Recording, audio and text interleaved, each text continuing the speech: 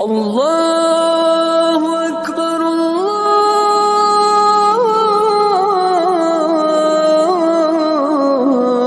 اکبر۔ مسلمانوں کے جو اس وقت حالات چل رہے ہیں یہ بڑے عجیب و غریب حالات ہیں. مسلمان بہت عجیب و غریب کنڈیشن میں ہیں، بلکہ یوں کہیے کہ سکرات کے عالم میں ہیں ہم لوگ. اور اب جان نکلے کہ تب جان نکلے، اور ایمان کی شعاعیں دلوں کے اندر ماند پڑتی جا رہی ہیں اور ایمان بالکل کمزور ہوتا جا رہا ہے. نوجوانوں کی حالت زار پر رونے کو جی چاہتا ہے، نوحہ کرنے کو جی چاہتا ہے.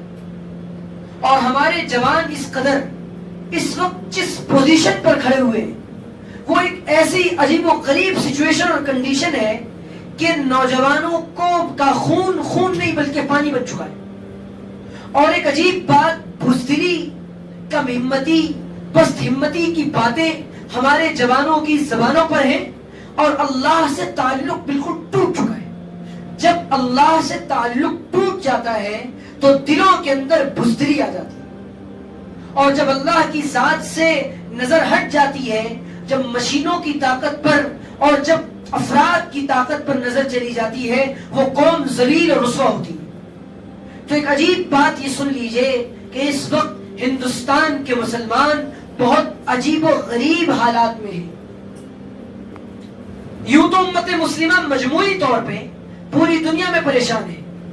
جب بہت زیادہ ایک عجیب بات ہے نا کہ آپ کبھی کبھی خیال آتا ہے بیٹھے بیٹھے کہ آخر کیا بات ہے، بیٹھے بیٹھے خیال آتا ہے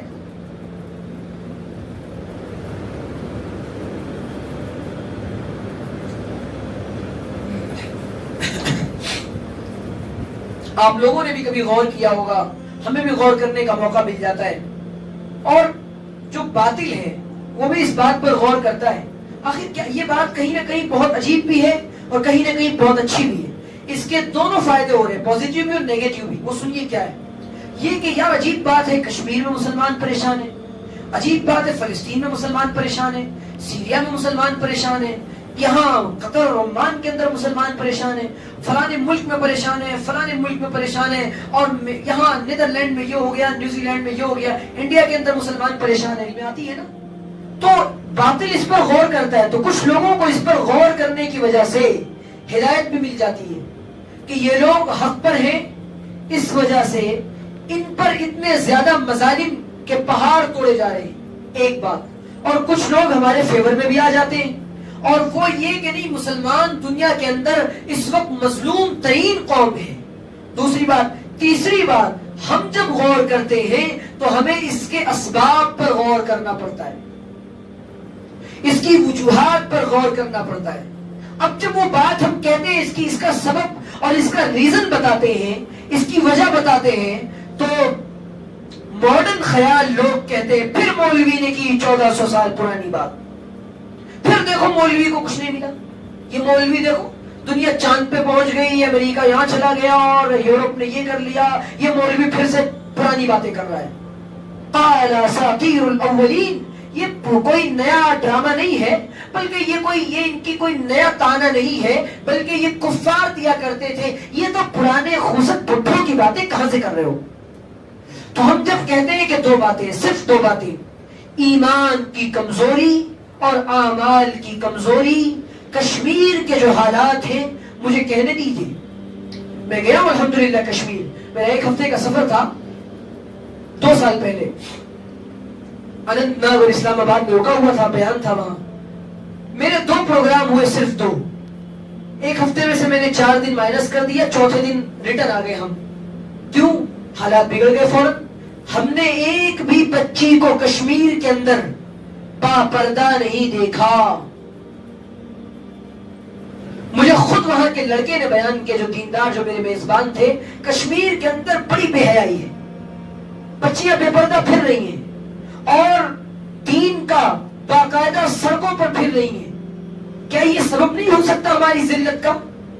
اور مجھے کہنے دیجئے فلسطین کے جو حالات بگڑے، آج جو وہاں کی تصویریں آتی ہیں، یقیناً وہاں کی بچیوں نے اب پردے کو اپنا لیا ہوگا. چند سال پہلے تک بہت برے حالات تھے. جب کسی قوم سے پردہ نکلتا ہے، جب کسی قوم سے حیا نکل جائے، جب کسی قوم سے شرم نکل جائے تو اللہ تعالیٰ پھر امتحان لیا کرتے ہیں۔ اور جہاں زنا کے اڈے چلائے جائیں، اور جہاں بچیاں خود اپنے آپ کو پیش کریں، اور جہاں ماں باپ کی نافرمان ہو جائیں، انتلد الامۃ ربتہا، ہاں قیامت اس وقت آئے گی جب باندی اپنی ماں کو جنے گی۔ جی ہاں، یہ وہی وقت ہے، ہم نے خود دیکھا ہے، کالج جا رہی ہیں بچیاں، اللہ کا شکر ہے، بہت شکر کے احساس سے لبریز ہو جاتا ہے میرا دل جب میں بمبئی کی بچیوں کو دیکھتا ہوں کہ یہ باپردہ کالج جا رہی ہیں، جب میں بمبئی کی عورتوں کو دیکھتا ہوں کہ یہ بازاروں میں باپردہ ہیں۔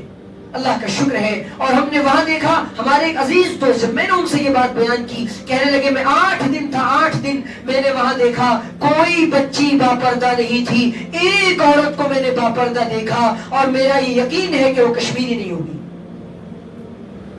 جب حالات میں کیا، میں کشمیر کے لوگوں سے میں نے رویا، میں نے کہا اللہ کے بندو، یہ وہ سرزمین ہے جہاں پر سید علی ہمدانی آئے تھے، یہ وہ سرزمین ہے جہاں پر اللہ والے جگہ جگہ پر اللہ والوں کے مزارات ہیں، یہ وہ سرزمین ہے جو انور شاہ کشمیری کی زمین تھی، یہ وہ سرزمین ہے جس کو جنت کا نشان کہا جاتا ہے۔ تمہیں کیا کمی ہے؟ کیوں نہیں تم ایمان اور بیان میں بہت تھوڑے سے لوگ؟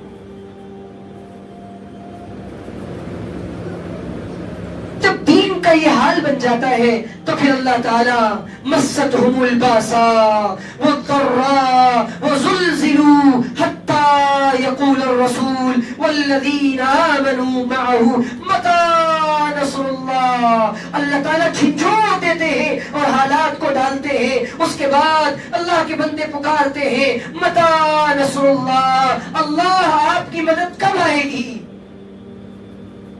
پھر اللہ کا اعلان ہوتا ہے امتحان کے بعد، آزمائشوں کے بعد، الا الا الا ان نصر اللہ قریب، ٹھہرو غم نہ کرو، رکو اللہ کی مدد قریب ہے۔ لیکن قربانیوں کی پھر سے ایک دوبارہ داستان بنے گی، قربانیوں کی پھر سے ایک تاریخ بنے گی، پھر کہیں جا کر اللہ کی مدد آئے گی۔ اب بھی موقع ہے۔ ہمارے اکابر حالات کو دیکھ کر بالکل یہ لوگ ایک دم الٹ ہو گئے اور اپنے متعلقین کو بار بار کہہ رہے ہیں کہ مسجدوں سے تعلق جوڑو، اب اپنی فجر کی نمازوں میں تعداد کو بڑھا دو، اب قنوت نازلہ پڑھنا شروع کروا دو، اب باطل ہماری گردنوں تک آ پہنچائے۔ میں بہت کھل کر بات نہیں کہنا چاہتا، میں بہت کھل کر بات عرض نہیں کرنا چاہتا، بہت عجیب و غریب حالات ہیں، اور ہندوستان کا مسلمان سکرات کے عالم میں ہے، اور ہم لوگ پورے طور پر مکی دور سے گزر رہے ہیں۔ اللہ نہ کرے میری یہ بات 1,00,000% غلط ہو جائے، آئندہ سال کئی ماؤں کو اپنے بچوں سے جدا ہونا پڑ سکتا ہے، آئندہ سال کئی مائیں یہ بیوہ ہو سکتی ہیں، آئندہ سال میں بالکل ڈر کی بات نہیں کر رہا، اگر ایمان اور اعمال کو اللہ کی مدد کو اتروانا ہے، صاف طور پہ اپنے معاملات کو اللہ سے ہاتھ جوڑ کر کہتا ہوں ہم سب درست کر لیں، اپنے معاملات کو اللہ سے درست کر لیں، ہم اب بھی اپنے اللہ سے صلح کر لے اور کہہ دے میرے اللہ امت کو ہماری گناہوں کی سزا اجتماعی طور پہ نہ دیجیے، اللہ ہم نے اب توبہ کر لی، ایک فرد بشر دن بھر کے اندر 300 مرتبہ استغفار پڑھے، ہم اپنے لیے بھی پڑھیں اللہم اغفر لی وللمؤمنین والمؤمنات، ورنہ آنے والے حالات جو نہیں ہونا تھا 5 سال میں وہ ہوا، اور ان 5 سالوں میں وہ ہوگا کہ جس کو تاریخ یاد رکھے گی۔ بالکل وہ لوگ تیار بیٹھے اس بات کے لیے، ہماری قیاس آرائیاں غلط ہو جائیں گی، ہم جو سست اور کاہل بنے ہوئے، جو 11-12 بجے اٹھنے والے مسلمان بنے ہوئے، ہمیں تہجد میں اٹھانے والے بن جائیں گے۔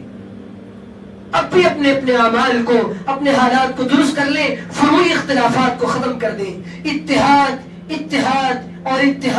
نہ سمجھو گے تو مٹ جاؤ گے ہندی مسلمانوں، تمہاری داستان تک نہ ہوگی داستانوں میں، ایک ہو تو بن سکتے ہیں خورشید مبین، بکھرے ہوئے تاروں سے کیا بات بنے ہیں۔ تو اللہ تعالیٰ ہمیں اتحاد کی توفیق دے، اور اس امت کو اس وقت بہت زیادہ متحد ہونے کی ضرورت ہے۔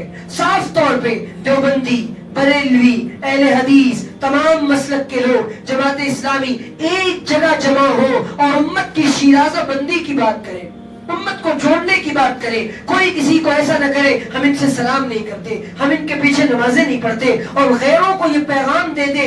اس وقت اگر کوئی بات کام آ سکتی ہے تو دو باتیں، صرف اور صرف دو باتیں. ایک، اللہ سے سب لوگ اپنا تعلق پیدا کر لیں، اور دوسرے ملی وحدت، ایک فکر، ایک جذبہ. ہم سب مسلمان ہیں، ہم نبی کا کلمہ پڑھنے والے ہیں. یہ باتیں اگر امت کے اندر آئیں گی تو کچھ امید ہے کہ اللہ تعالیٰ حالات کو بہتر کر دیں گے. اللہ تعالیٰ سے دعا ہے اللہ آنے والے حالات کو امت کے لیے بہتر سے بہتر بنائے اور تمام خطرات کو ٹال دے، باطل کو پاش پاش کر دے، ان کے ائمہ کو، ان کو اللہ تعالیٰ جہنم نصیب کر دے. ہم تو دن رات یہ دعا کرتے ہیں اللہ تعالیٰ ہندوستان کے، کشمیر کے مسلمانوں کی پوری پوری حفاظت فرمائے، فلسطین کے مسلمانوں کی حفاظت فرمائے. روزانہ 2 رکعت نماز پڑھ کر، صدقات دے کر، نفل روزہ رکھ کر امت کے لیے دعائیں کرے. یہ خاص ہے خاصان رسول، عجب وقت یا پڑا ہے، یہ وقت تو وقت دعا ہے. وآخر دعوانا ان الحمدللہ رب العالمین. حي على الفلاح.